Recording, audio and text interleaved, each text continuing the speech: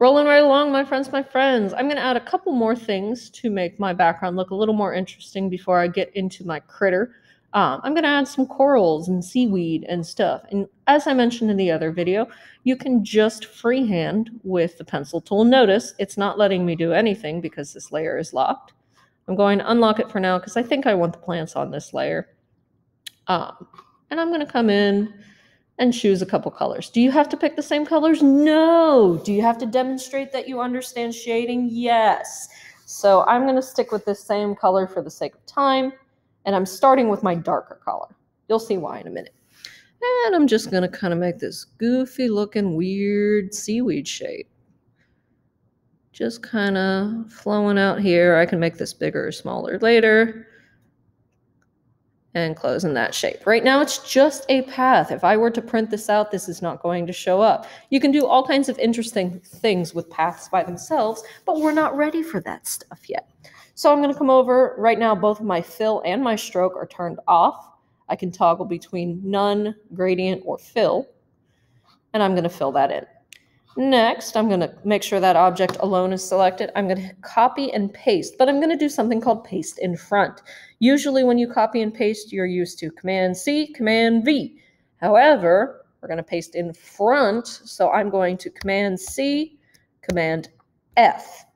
Now, it looks like nothing happened, but I promise you something happened. There is now an exact copy of that shape on top of it, and I'm actually going to take my color and make it a little bit lighter.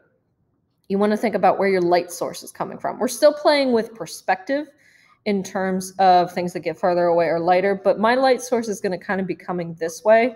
So I actually did this backwards. My light source is going to be coming this way, from this way.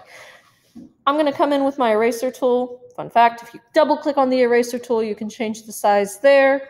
But as I may have mentioned to you before, you can also use your bracket keys to do this without bringing that window up. Left bracket, make it smaller. Right bracket, if you hold it, makes it bigger. That's much too big to work with, so I'm going to bump it down. And while I have just that top shape selected, I can come in and shave off bits of it, kind of like so. I want to be careful that I don't leave that round, chunky imprint of the eraser on my shapes. I want them to look natural, like it's following the form. Kind of like so. And notice it's still leaving that darker copy I left under there. That's because that's not selected right now. If you find that it's erasing everything, that means you didn't select just your one object. So there's my lovely, lovely seaweed. I can do a similar thing for a different type of coral. I'm going to come over. Once again, I'm going to make sure my object is deselected because I don't want to change the color of it.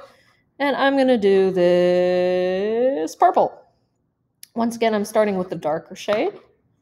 This is sort of a subtractive shading. I'm going to do more of a tube shape for this. Tube, tube, tube. Corals are weird little critters, so don't be afraid to get weird with your shapes. And once again, it just automatically starts on path, so I'm going to stick with this color. Putting a copy in front, Command-C, Command-F. Lighten it up. And now I can come in with my eraser and create the holes for the tube. If I really wanted to, I would go a little bit further and make a third copy, but I'm not going to, at least right now. That is what happens when you don't select just the top copy. I have erased everything. We don't want that. I just want to select my top copy and erase only that part. Boom, boom.